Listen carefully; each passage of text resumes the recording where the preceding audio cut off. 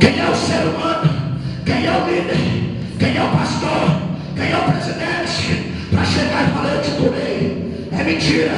Quem curou foi Jesus. Essa autoridade o Senhor colocou na nossa boca, na nossa mão, na nossa vida. Só Jesus pode nos dar. E Ele está aqui nesta noite e está dizendo: você não sairá daqui da mesma maneira que você entrou, porque é o Senhor dos exércitos.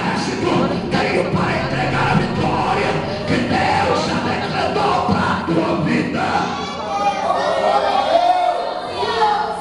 Grande Deus, aleluia, Jesus. Segure aí, irmãos.